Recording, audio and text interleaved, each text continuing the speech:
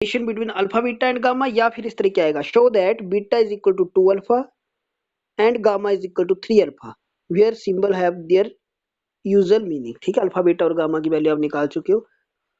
अब इसमें क्या होगा कि आप मान लीजिए कोई क्यूब है, ये पहले इसकी जो ये रेड वाला दिख रहा है ना, ये इसकी पहले वाली पोजीशन है जब इसको कोई हीट नहीं किया गया है। ठीक है, कोई भी इसका टेम्परेचर इंक्रीज नहीं किया गया, फिर इसका टेम्परेचर इंक्रीज किया गया तो इसकी लेंथ में डेल्टा एल इंक्रीज हो गया। पहले इसकी लेंथ एल नोट थी, ये भी एल नोट, ये भी एल नोट, ये भी एल नोट, सारी एल नोट। ठीक है, फिर जब इसको हीट किया गया तो इसकी जो लेंथ है वो डेल्टा एल हो गई, बढ़ गई। मतलब टोटल कितनी होगी, L note plus delta L. ठीक है, तो हम सबसे पहले क्या लिखेंगे, कंसीडर क्यूब, हम कोई क्यूब मान लेते हैं of each side L note. हम मान लेते हैं कोई क्यूब है जिसकी सारी की सारी साइड एल नोट है, ये भी एल नोट, ये भी और ये भी, सारी जितनी भी साइड एल नोट है। अगर किसी क्यूब की सारी साइड एल नोट होगी तो उसका वॉल्यूम क्या हो जाएगा, length into breadth into height, और कोई क्यूबॉइड का होता है तो क्यूब का कितना हो जाएगा, साइड का क्यूब। तो हम क्या लिखेंगे, हम सबसे पहले कंसीडर अ क्यूब, इंपॉर्टेंट है बच्चे ये टॉपिक, बड़ी बार पेपर में आता है। Consider a cube of each side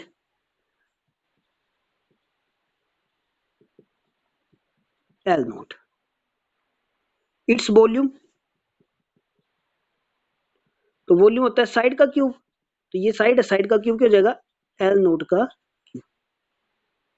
ठीक है, let the cube B heated, अब हमने क्यूब को हीट किया, ये पहले वाली कंडीशन है, ये वाली जब हीट नहीं किया गया था, ये अंदर वाला जो बना हुआ। ठीक है, let the cube B heated so that increase its temperature, जब हम क्यूब को गर्म करेंगे तो उसका टेम्परेचर इंक्रीज हो जाएगा। कितना टेम्परेचर दिया, सॉरी, जब हम इसको हीट करेंगे तो इन टेम्परेचर को इंक्रीज करेंगे, कितना इंक्रीज करेंगे, delta T. The area of each face of the cube before heating, जब हमने हीट नहीं किया तो इसका हर एक का एरिया कितना होगा, एरिया क्या होता है सिर्फ फेस का, तो हर एक फेस कैसा है इस तरीके से, मतलब आप इसको स्क्वायर भी बोल सकते हो।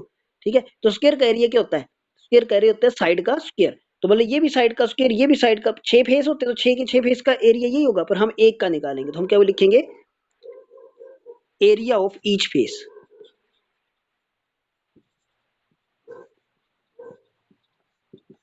एरिया क्या होता है साइड का क्यूब, और यहाँ पे साइड क्या है एल नोट, सॉरी साइड का स्क्वायर, तो यहाँ पे साइड क्या है एल नोट, तो ये हो जाएगा एल नोट का स्क्वायर। इसको लिखेंगे, एरिया को ए नोट से डिनोट करेंगे, A naught is equal to L naught का square. The area of each face of the cube is heat after heating, ये आ गया area of each face before heating, जब अब हमने इसको हीट नहीं किया तब का एरिया है ये। ठीक है, area of each face after heating, जब हमने इसको हीट किया, गर्म किया, तो इसका एरिया चेंज हो जाएगा, that is A, area A is equal to, अब हम इसके नए एरिया को एल मान लेते हैं।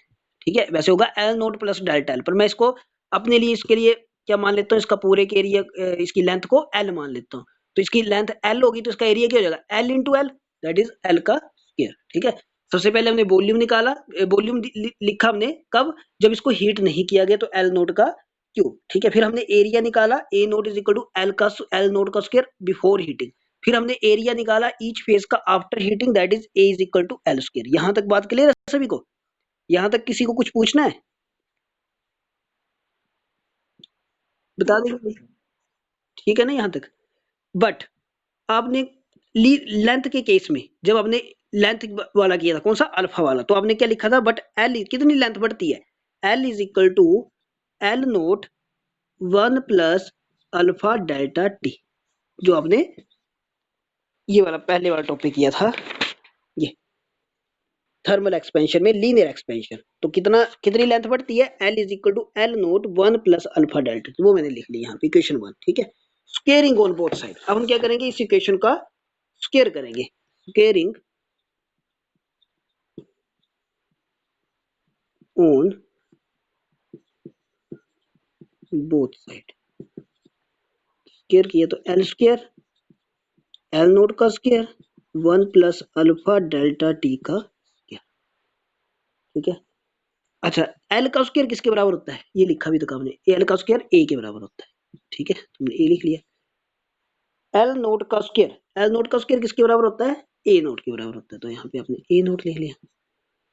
यहाँ पे बन गया a प्लस बी का होल स्क्वायर, किसके बराबर, ए स्क्वायर प्लस 2ab, बी ए तो यहाँ 1 ही है तो कोई फर्क नहीं पड़ेगा, तो 2 अल्फा डेल्टा टी लिख देंगे प्लस अल्फा स्क्वायर और डेल्टा टी का, ये हमने क्या किया, a प्लस बी का होल स्क्वायर फार्मूला लगा के इसको खोल दिया। ठीक है, आप यहाँ पे लिख भी सकते हो बिकॉज a प्लस बी का होल स्क्वायर, आगे आपको पता है फार्मूला। ठीक है, अब ने इस तरीके से लिख लिया, since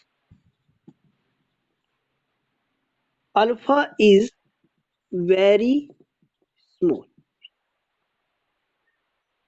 since alpha is very small quantity, so तो ये वाला जो है मल्टीप्लाई में alpha square delta T square is neglect, हम इसको नेग्लेक्ट कर देंगे तो क्या जाएगा हमारे पास, a is equal to A note 1 plus 2 alpha delta T, बस इसको नहीं लिखेंगे अब। तो ये आपके पास ये वाली इक्वेशन मान लेंगे 2 इक्वेशन।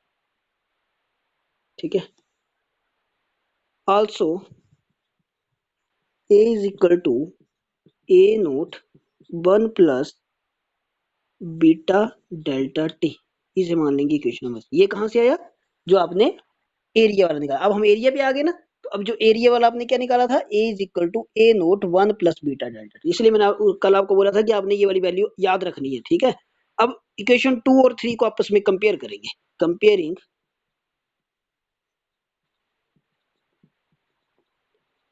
इक्वेशन 2 एंड 3, दोनों को कंपेयर करेंगे तो देखिए a से a कैंसल, a नोट से a नोट कैंसल। ठीक है, तो क्या बचेगा, 1 से 1 खत्म, तो बचेगा क्या आपके पास यहाँ पे सिर्फ बीटा और डेल्टा टी से डेल्टा टी खत्म। देखो एक बार फिर से बता रहा हूँ, कंपेयर करने पे a से a खत्म, a नोट से a नोट खत्म, 1 से 1 खत्म, डेल्टा टी से डेल्टा टी खत्म, तो क्या बचा, beta is equal to 2 alpha. ठीक है, कंपेयरिंग इक्वेशन 2 एंड 3, तो beta is equal to 2 alpha. ये आपका पहला जो आपने सोल्व करना है वो आ गया, इक्वेशन नंबर 4। ठीक है, हाँ जी भाई, यहां तक किसी को कुछ पूछना है, ये beta is equal to 2 alpha कैसे सोल्व हुआ, सभी को पता लग गया, समझ में आ गया beta is equal to 2 alpha वाला। ठीक है, अब हम करेंगे आगे इसी इक्वेशन को, इक्वेशन 1 को पहले आपने जब इसको निकाला तो आपने इक्वेशन 1 को स्क्वायर किया ना, स्क्वायरिंग ऑन बोथ साइड, अब इक्वेशन 1 को क्यूब करेंगे। ठीक है, तो हम लिखेंगे now take cube equation 1, equation 1 का हम क्या लेंगे, take cube of equation 1, equation 1 का हम क्यूब करेंगे, तो ये बन जाएगा इक्वेशन 1, ये थी आपके पास। ठीक है, तो अब लिखोगे एल का क्यूब, एल नोड का cube 1 plus alpha delta T का cube.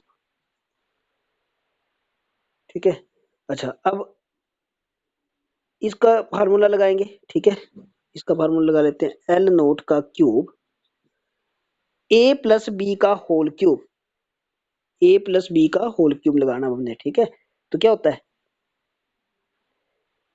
1 plus 3 alpha delta T plus 3 alpha square delta T square plus alpha cube delta T cube. 1 का भी क्यूब होता है, पर 1 का क्यूब 1 ही रहेगा, तो 1 भी लिख लेंगे तब भी कोई दिक्कत नहीं। ठीक है, यहाँ पे आपने इस तरीके से हो सकता है, किसी किसी में 1 का क्यूब 3, 1 का ए का cube plus 3ab plus 3a square B square plus A cube B cube, या ए बी का क्यूब भी आ सकता है, नहीं तो आप सॉरी बी का क्यूब भी आ सकता है, नहीं तो यहाँ पे एक और फार्मूला भी है, 3 अल्फा कॉमन निकाल डाल लो। ठीक है, जो भी आपको याद हो जो कर सकते हैं। तो ये आपके पास आ गया, अब फिर से वैसे ही करेंगे, एल क्यूब जो है वो ए के बराबर है, ऊपर किया आपने, एल क्यूब जो एल नोट क्यूब जो है ए के बराबर होता है। ठीक है, उसको वॉल्यूम के बराबर होता है, तो वो हम लिख लेंगे, पर चलो बाद में लिखते हैं, सबसे पहले हम जो नेगलेक्ट होने वाला उसको नेगलेक्ट कर लेते हैं। ठीक है, तो यहाँ से फिर से alpha square delta T square, एक ये नेगलेक्ट और एक ये नेगलेक्ट हो जाएगा। ठीक है, तो हम लिखेंगे since alpha is very small, so alpha square delta T square and alpha cube delta T cube neglect. ठीक है, इनको नेगलेक्ट कर देंगे तो आप क्या लिखोगे इसकी वैल्यू को L cube is equal to L not cube 1 plus 3 alpha delta T. बस ये यहाँ से आगे नेगलेक्ट हो जाएगा, तो आपके पास ये बचेगा L cube L not cube 1 plus 3 alpha delta T. हाँ जी, अब एल क्यूब मतलब लेंथ का क्यूब वॉल्यूम के बराबर, तो एल क्यूब की जगह हम क्या लिख सकते हैं, एल क्यूब की जगह हम लिख सकते हैं वॉल्यूम बी। एल नोट की जगह क्या लिख सकते हैं, वी नोट का, V not 1 plus 3 alpha delta T. Also जो आपने वॉल्यूम में निकाला आप उसको लिखेंगे V not 1 plus alpha delta T. ये आपके पास आ गई इक्वेशन 4, ये आ गई इक्वेशन नहीं सॉरी ये आ गई इक्वेशन 5 और ये आ गई इक्वेशन नंबर 6। जैसे भाई comparing equation 5 and 6, comparing equation 5 and 6। तो जब हम कंपेयर करेंगे तो v से v कट गया, v नोट से v नोट कट गया, 1 से 1 कट गया, डेल्टा टी से डेल्टा टी कट गया। ठीक है, तो क्या आ गया, gamma is equal to 3 alpha. Thus beta 2 alpha के बराबर, गामा 3 अल्फा के बराबर, तो अल्फा 1 के बराबर, तो इसका मतलब क्या हो गया, two beta is to gamma ratio में is equal to 1 is to 2 is to, तो ये आपके पास ला। ठीक है, ये समझ में आ गया सभी को?